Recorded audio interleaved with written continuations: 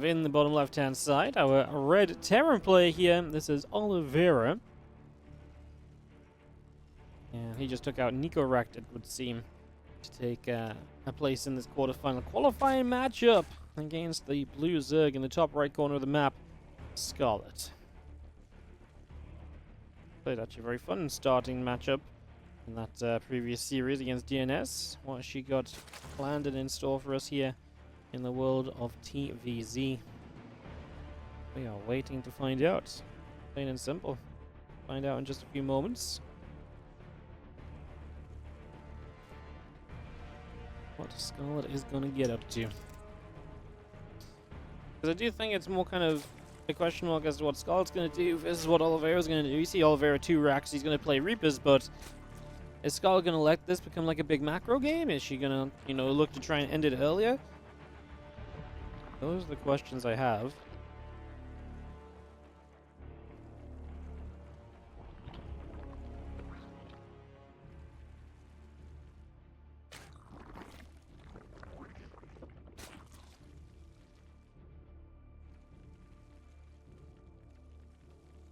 We'll just have our Hatchgasm pool coming up then. Again, like I say, the double racks on the other side. The Reapers will be on the way.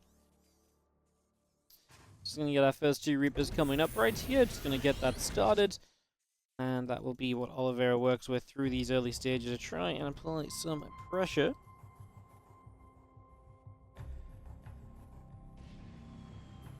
Here we go. Reaper begins to make its move out over to the far right hand side, or the upper right hand side. That's going to be off to the top. More Reapers on the way behind it. We'll see how many Reapers we make here. Obviously 3 is the most standard. You can go 4 for a bit more pressure.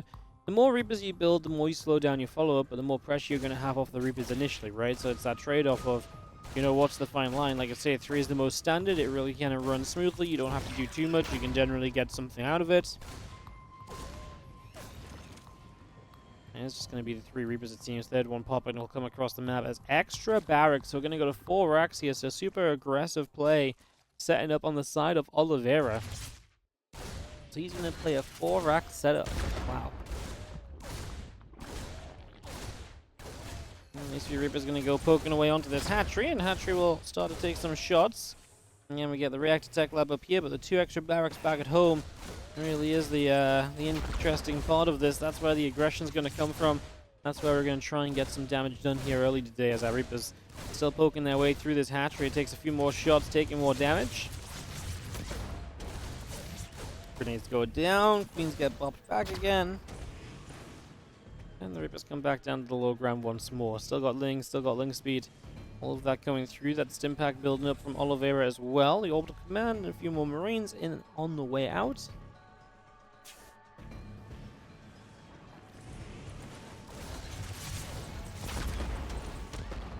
Reapers popping up one more time and just again keeping those Queens at bay for the moment. The Feeling's going to try and play the chasing game. The Reapers have to continue to try and get out of that.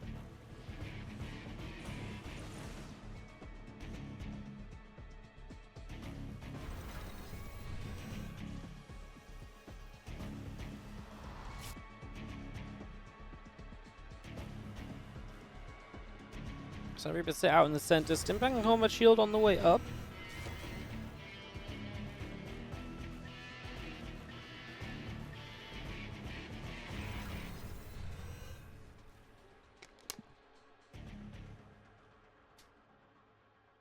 When Oliveira pushes, it's going to be very scary. He's going to have a lot of Marines.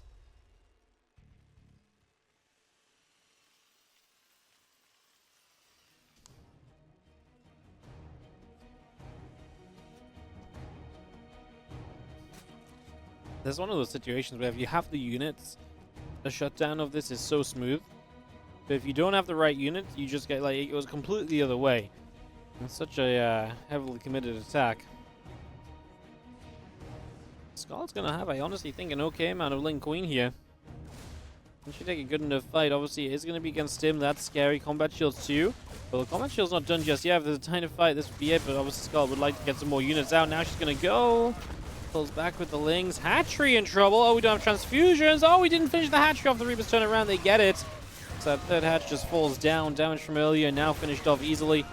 Ling's chasing. The problem is I don't think Ling's can justify chasing. This needs to be, if you fight this, you've got to have the Queens fighting. The Queen's damage output is extremely important to actually kind of work through that Marine kind of clump HP bar. So if you're not doing that, you're not doing the right thing, basically.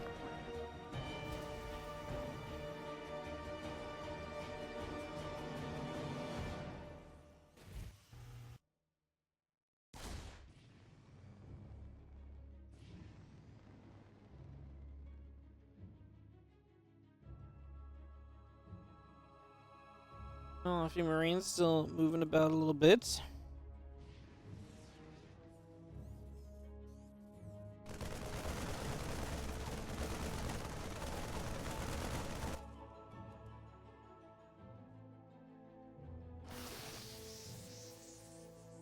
Dropping a couple of transfusions down, one more upgrades coming up. Drones, lair, hatcheries going through. The Baneling nest starting as well.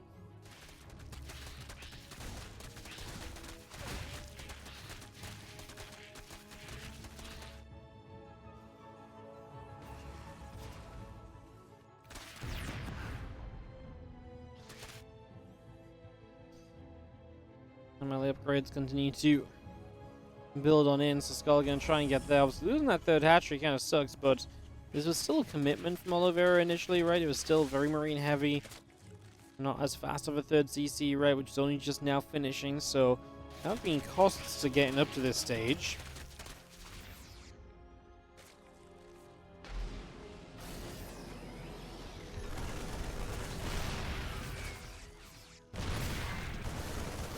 Tank firing, second tank sieging. Now Marines are going to go and they're going to finish off that hatchery. Oh, no, not quite. We're actually going to turn onto the fight. There's just no support, right? Lings and Queens alone. Just not good enough when there's a tank involved and the Marine count has grown. I was somewhat hopeful that Skull might be able to make something of this, but with +1 on the side of Oliveira as well, it really is just a very damning situation which you can't really drag yourself out of. Oliveira takes in the bottom left-hand side. The red Terran player, we have up 1-0, Oliveira. Top right, our blue Zerg, it is going to be Scarlett.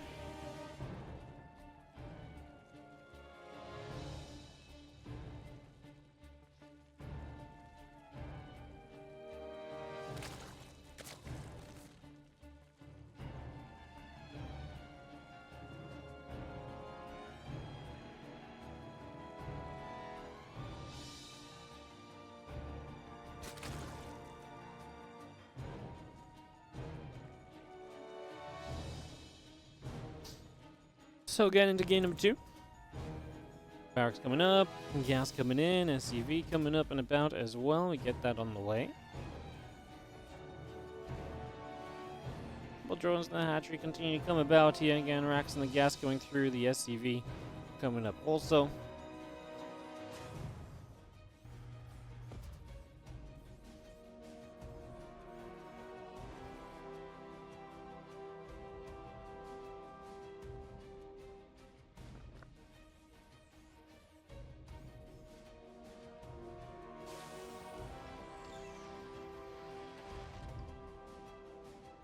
Oh, Ripper is on its way. Obviously just 1 racks this time from Oliveira. That's already very different to last time.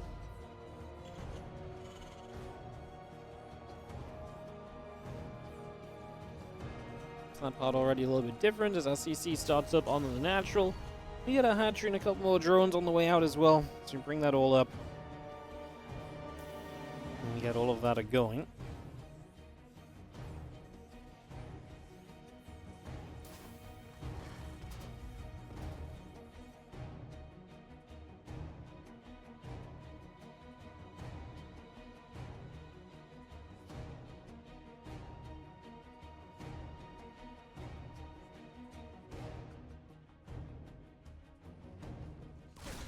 Grenade drops down, a couple of drones will take some shots, the Lings continue over.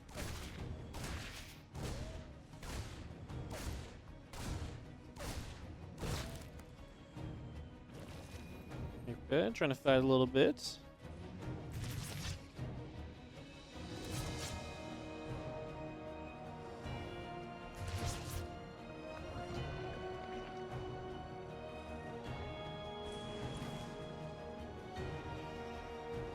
Moves over, the couple of Lings going to go chasing, and the Queen coming through as well. That Reaper gets pushed away as Ling speed is just coming up to being done very soon.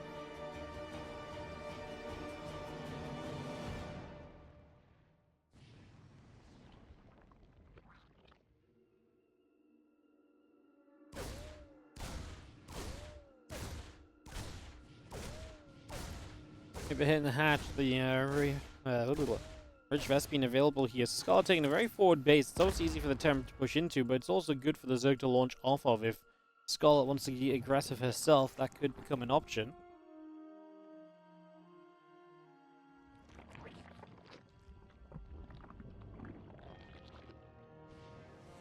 Three Queens and a handful more Lings coming up. The Queen's going to be there. Grenade goes down, bopping the Queen's back. Reaper taking some shots.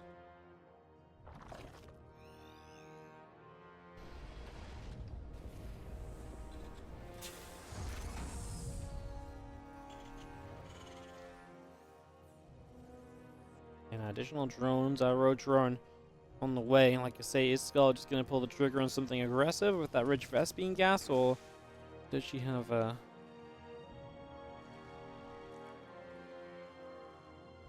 plan?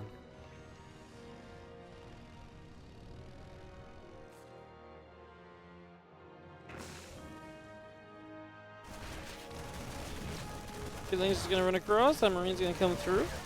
Going to be seeing a couple of Lings going down. Obviously, the Lings is getting a bit of information there, getting to see what's on the go, getting to see a little bit of what's happening. 7 Roaches now building. They get 11. And the preparation to go for this attack is obviously almost there. Now, Stimpak's going to be done. We're going to have Medivacs. So, this really needs to be a surge of units that does not care about the power of Stim on a few bio units. Sort them off our Ravagers in as well, get those ready to go.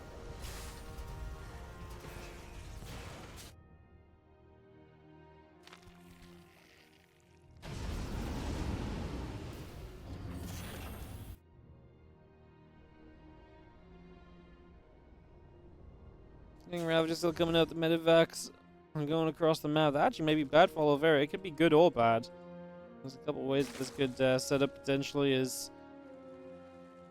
Well, if you can start dealing damage quickly, then that's great, but obviously if you take too much yourself, I mean, it's a tough balancing act. I think coming home is the more responsible decision. Scarlett, extra Overlords on the way, still making some Lings, an extra Ravager about to join in as well, though it only just manages to finish in time. We still already killed the wall off. Scarlett is still building Zergling, so she's ready to flood forward here and try and take the next part of this fight. Tank is going to move to the low ground. We're going to deny the engineering bays. Get those pretty much for free as SCV is going to pull in, so this is where the Lings want to show up.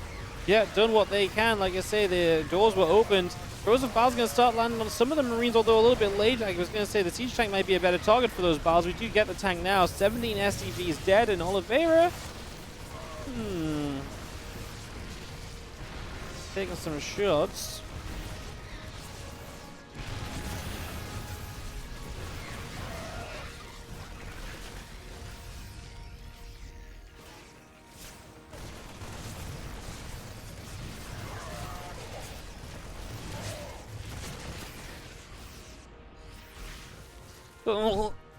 Corrosive Vals hit the higher ground, but the natural currently denied. Maybe we could jump on towards the third base here. That could be a possibility to be evacuate the SCVs, so don't want to stick around too long. Tank shots onto the Ravagers. And as Queens start dropping.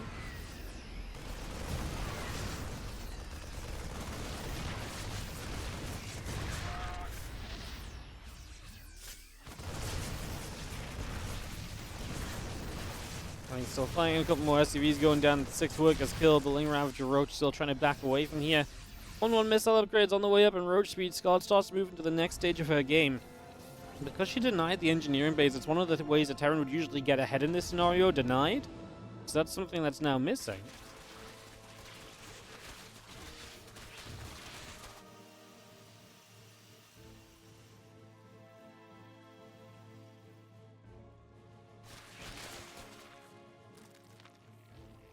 We've seen how again efficiency through the Ling Roach Ravager Queen.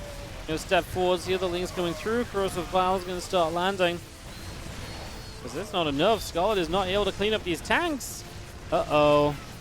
This is very problematic. If these tanks are surviving and this base is in trouble, Scarlett is absolutely in trouble at the moment. There's 4 drones going down.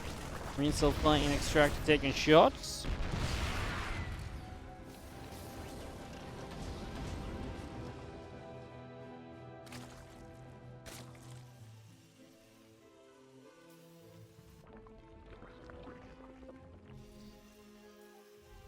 Again, 1-1 coming through. Roach speed about to finish. The extra queens and drones still on the way. The Ravager building. As our tanks will be sieging.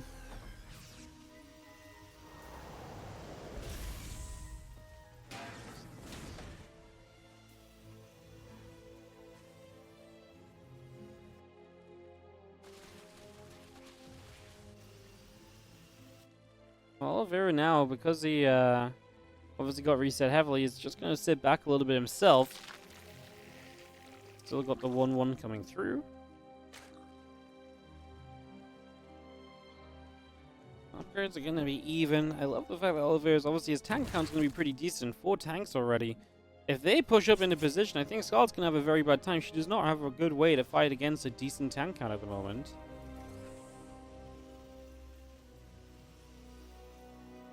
More medevacs coming out. The concussive shells is on the way. The 3 roaches still building.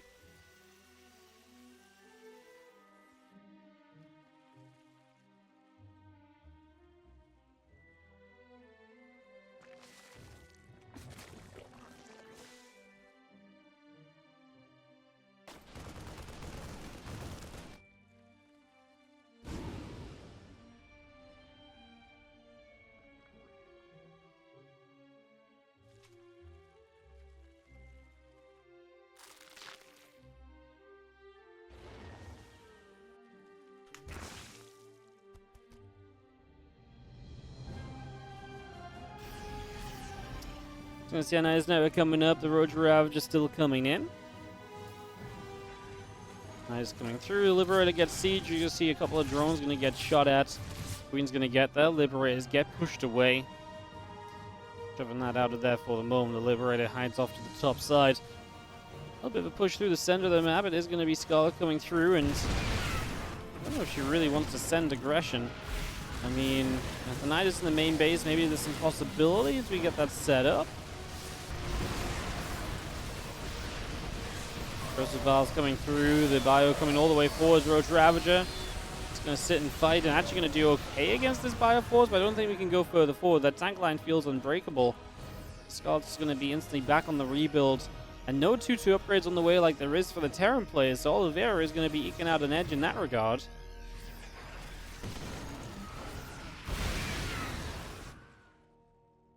Val's coming down, connections are made. Clearing up a depot there for the moment. The infestation pit coming through on the side of Scarlett. She starts to look for some future tech. I'm not sure if that's going to be good enough, as Bioforce is starting to become a little bit overwhelming. Oliveira just takes a jump on this Roach Ravager force.